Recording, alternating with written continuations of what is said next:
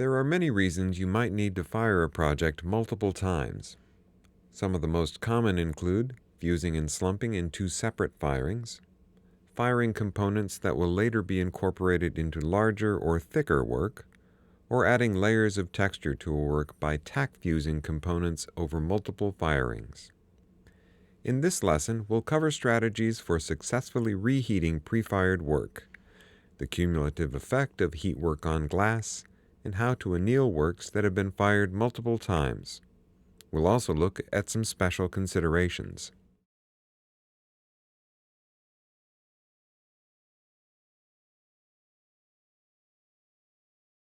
The first thing to consider when reheating a previously fused piece of glass is the initial rate of heat. We recommend using the final cool rate for a piece of that thickness as the initial rate. You can find this rate on Bullseye's annealing chart for thick slabs. If the piece doesn't have a uniform thickness, be sure to use the rate for a piece that is at least twice as thick as it is in the thickest area, just as you would when annealing a piece that is not of uniform thickness. People frequently use faster rates of heat than this with success. But there are conditions in which taking a conservative approach is advised. One example is firing pieces with large areas covered by metal foil. Metal leaf and metal foil both reflect heat. As a result, the glass directly beneath them tends to be cooler. If heated too quickly, the difference in temperature can cause the glass to thermal shock. We recommend using an initial rate of heat for a piece of twice the thickness of the thickest area of the piece.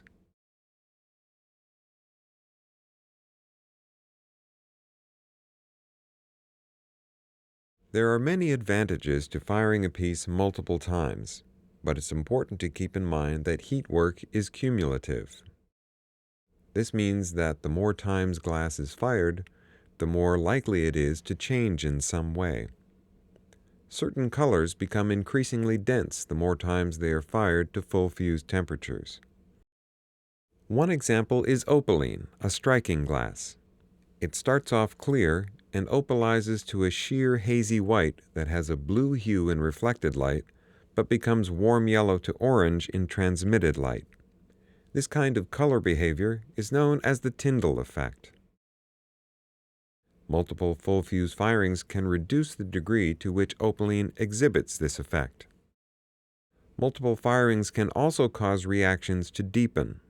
For example, when making part sheets, then full fusing them into larger designs, and then slumping them in a final firing.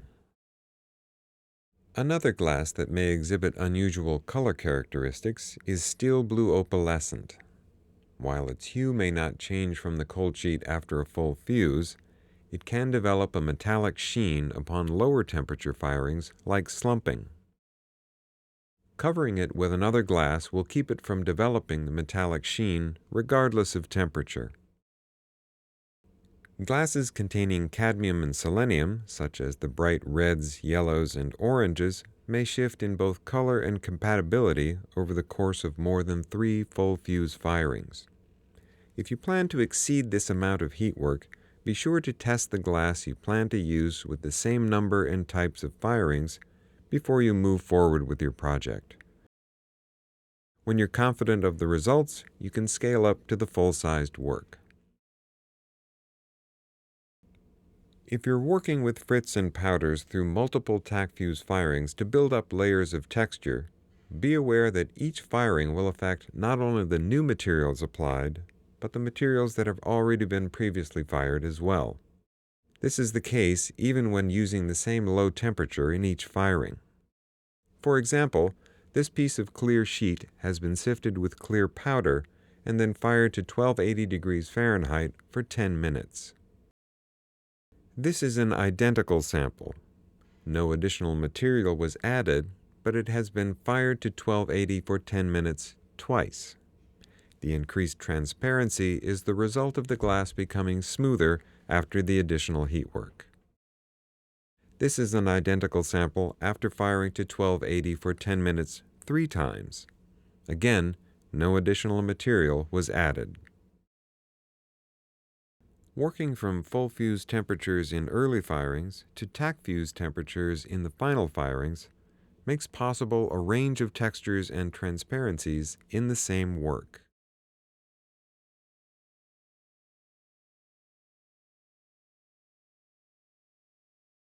How you anneal a piece that has been fired multiple times depends on the same factors as how you anneal a piece that has been fired only once. These factors include, among other things, the thickness of the piece, whether the thickness varies or is uniform, and how the piece is set up in the kiln. This piece is of uniform thickness and was set up so that it would cool uniformly from top and bottom. So we used the anneal soak time and cooling rates for a piece of that thickness from the annealing chart for thick slabs. This piece is not of uniform thickness, so we use the anneal soak time and cooling rates for a piece that is at least twice as thick as this piece is in the thickest area. How a piece is set up in the kiln will affect how it cools. For example, a thick piece fired on the floor of a kiln will not cool uniformly. Instead, set it up on a shelf elevated on posts to allow for more cooling from the bottom of the piece. Otherwise, it should be treated as if it is twice as thick as it is in the thickest area.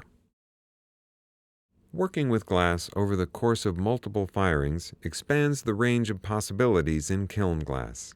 As we've pointed out, there are technical challenges that come with the territory, but a solid understanding of the principles covered in this lesson can assure your success.